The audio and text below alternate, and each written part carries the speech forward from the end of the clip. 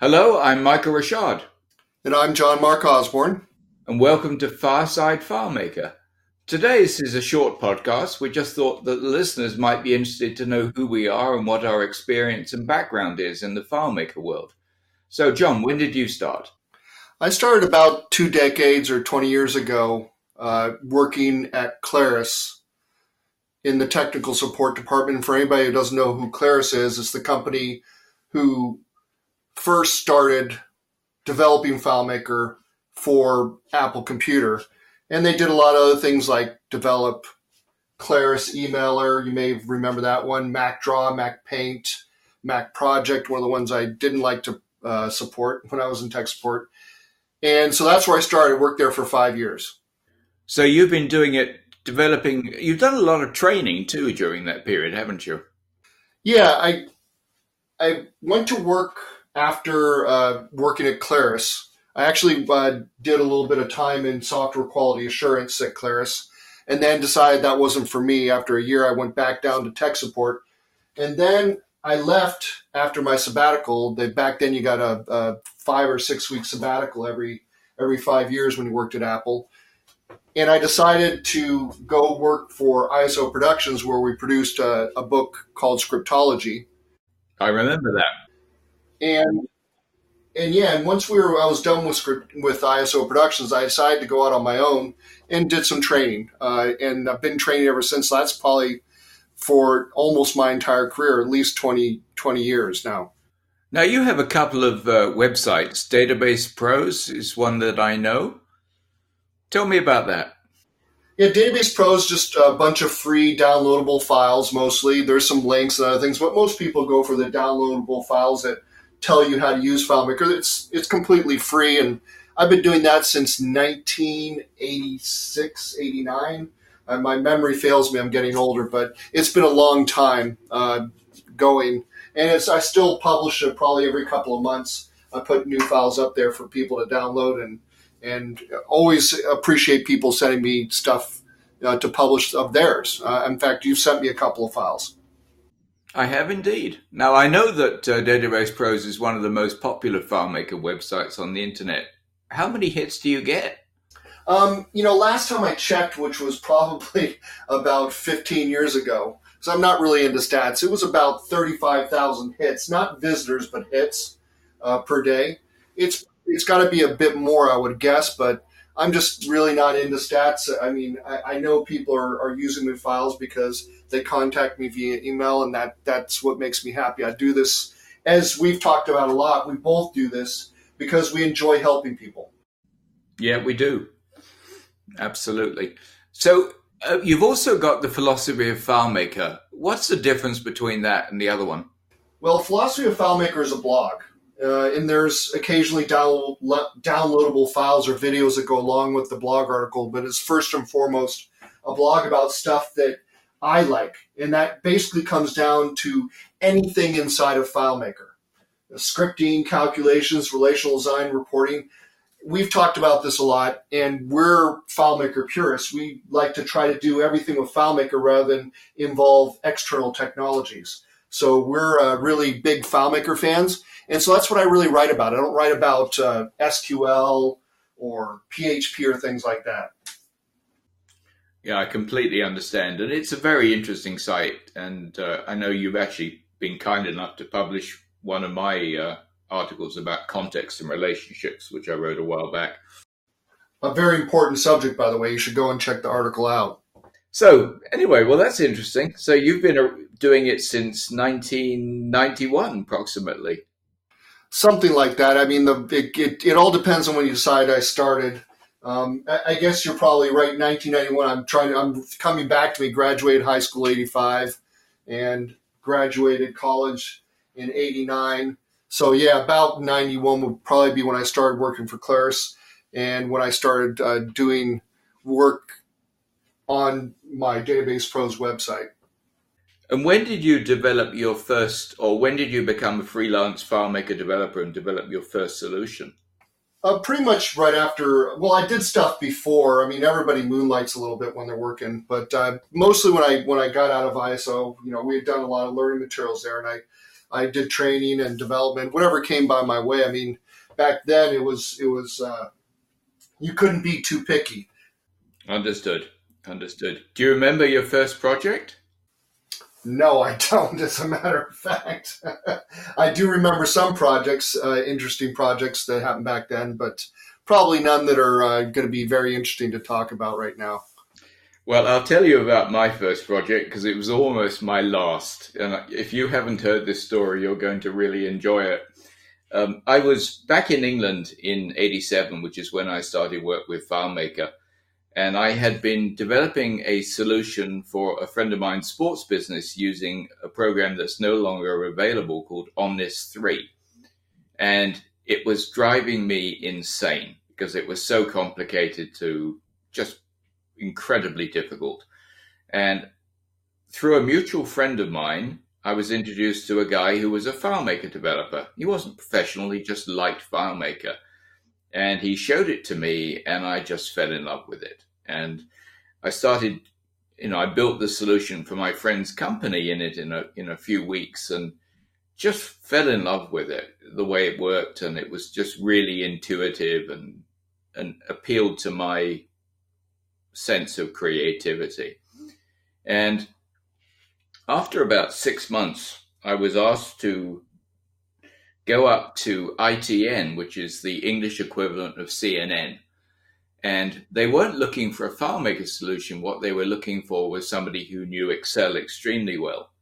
And I went up there and I met with a number of their top executives, and they wanted me to build a series of linked spreadsheets to manage their budgeting, annual budgets. And that budgeting program was dealing with, I think it was 95 different departments and £127 million budget, which is a lot of money, especially back then. And I said to them, it can't be done. It's the worst idea anybody's ever had. You'll never be able to manage it on a spreadsheet. And they said, well, what's our alternative? And I says, FileMaker. And they went, FileMaker? Never heard of it. What is it? Anyway, I convinced them, and they said to me after about 15 minutes of discussion, can you do it in 3 weeks? And like an idiot with enthusiasm and not much common sense, I said, sure. Anyway, I started work the following Monday. I went in and they'd gone out and they'd bought a Macintosh computer and got FileMaker. And I got to their office on the Monday and sat in front of the computer. And I literally sat there all day just looking at the computer without touching the keyboard or anything, just thinking. And I went home and I thought all night. And the next day I went back in and I did the same thing. And I did the same thing for every single day that week. And I went home on the Friday night thinking, oh my God, I have no idea how I'm going to do this. I've completely screwed myself over for the rest of my life. Anyway, I woke up on the Monday morning and my subconscious had just kicked into gear, as it does when we have a big problem. And I knew exactly how to do it. And I went in and I built this system and completed it in 10 days. And the end result was that they were able to do the annual budget that had taken previously 9 people 6 weeks to do. It was done in 2 days. And the interesting thing about that project was that I had become friendly with one of the Claris salespeople, and I can't remember, it's David something. And I was having coffee with him shortly after and had told him about this project. And he looked at me quizzically and he said, that sounds interesting. He said, my boss would love to see this. Would you come down and give us a demonstration? And I went, sure. So I went down to Claris headquarters, which was just outside of Heathrow Airport. And I showed David and his boss this solution. And his boss looked at it, looked at David, looked back at me and says, would you mind if I brought my boss in? And I said, no, So I did this dog and pony show for 4 executives, each going higher and higher up the level. And at the end of it, I said to the top guy, "Do you mind if I ask why there's so much interest?" He said, "Honestly," he said, "we didn't believe this sort of stuff could be done with FileMaker." And I was as surprised as you can possibly imagine. And from that point on, Clarice in the UK just used to forward any technical inquiries about could FileMaker do this to me. And that's how I got started. Yeah, it's interesting how the difference in the way we got started, because I started off working in tech support. And so when I got out in the development world, I already had learned the trade for the most part. I mean, there's obviously differences between supporting a product versus developing for a product, but I already knew all the features. And it's interesting how you had to learn on the job. And I did too, but there were different jobs. Absolutely. So that's how I got started. Yeah, so that was back in 1987, right? Yes. You got a few years on me.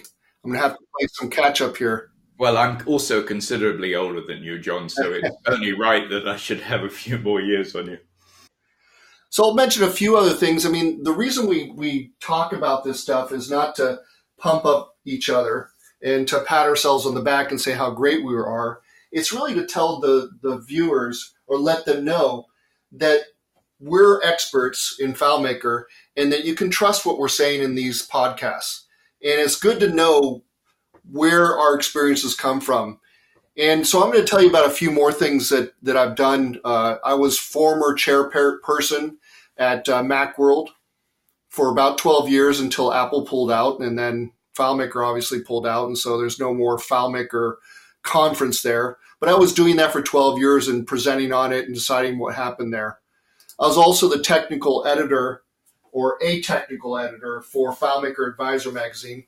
They're defunct right now, but during their heyday, they were the only, and they still remain the only printed magazine out there. There were a few little tips and tricks newsletter things, but most of the stuff these days is electronics, and nothing was ever, a 4-color separation, fancy magazine that came out. And I got to do that, and that was a lot of fun.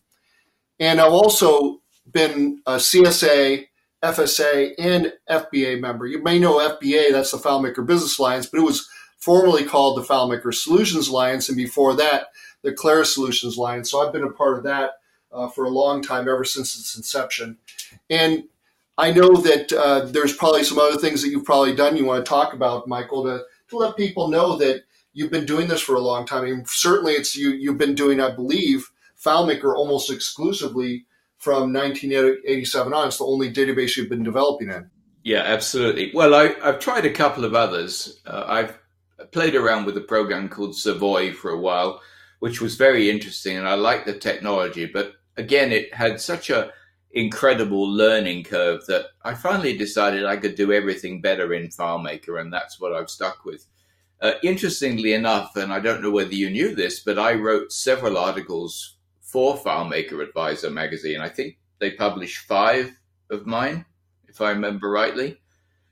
And so we've got that commonality. But I think the thing for the viewers, or listeners rather, is that we're really both old school FileMaker developers. We've come up with it from the beginning, and we've grown with it, and we've learnt it, and we're both passionate about it as a platform, because it just offers so much. And a lot of the newer developers we talked about in another thing, they're incredibly bright and smart, and they've got all these technologies under their belt. But they sometimes forget that FileMaker is an incredible tool without reverting to any of this extra stuff. And you and I both do it FileMaker first. If we can't do it in FileMaker, pure FileMaker, then we look outside. But if we can do it within FileMaker, that's what we do. I think that's a good point you're making, is that there are a lot of developers out there who are new to the platform, or even 5 or 10 years in, that they don't really understand the FileMaker way. And that's important to understand, because if you don't understand the difference between running a script or a calculation field or an auto enter to put a value into a field, and where you use it and when to use it, or even that it's even there, then you really can't program FileMaker efficiently, and it really helps to know FileMaker inside and out. And because we've been there since the beginning, we've seen FileMaker mature. We know what it looked like and are intimate with what it looked like back in first version I used was FileMaker Roman numeral 2, not FileMaker Pro 2.0, but Roman numeral 2. And I'm sure you're in the same boat. You might have even been before that. FileMaker Plus for me. There you go. And that's it. So that was actually, I believe, was that a Neshoba product? I think it was. It was Neshoba, but when Claris took it over, they didn't rename it for a while. And I could be wrong here because it's a long time ago, but I believe that it was called Plus, and then they changed it to FileMaker 2. And then eventually, I'm not sure what year they went to FileMaker Pro. I think, when was that? 96, maybe? Maybe, something like that. Well, we'd have to look up the dates, but it's probably not that important. It's sometimes fun when I'm trying to think about when did that feature get introduced? And I can't remember because it all kind of blends together. You know, it's all one product for me. Yeah, it really is for me too. And, you know, some of the versions that have been released have been really ground changers or game changers. FileMaker 7, when they had the multiple relationships, or the relationship graph rather, was just ridiculously a game changer. Of course, I think, in my opinion, it was released a year too early because I don't think it was that good. But when they got to FileMaker 8 and especially 8.5, it had matured, and we as developers had come to terms with the relationship graph, which was difficult to do. Yeah, I think they almost had to release FileMaker Pro 7 at the time they did because they had to get feedback from people and see what people were actually doing with it. And if they had tried to make it perfect, they probably would have never gotten there. And so, yeah, FileMaker 8 and 8.5 and continuing on, it just keeps getting better and better. Oh, it's amazing. Just amazing. Well, I can't think of anything else. So why don't we cut this podcast off and say thanks to our listeners for listening. And we hope that all of you who are listening will enjoy this podcast and all the other podcasts that we're doing. And remember that it's just two old FileMaker developers talking about stuff we know and love and want to share with everybody else who's an enthusiast or who's interested in the platform. Ditto. Thanks for listening. I appreciate it. And we'll see you at the next podcast. Sounds fantastic. Thanks, John. Have a good day. Bye-bye.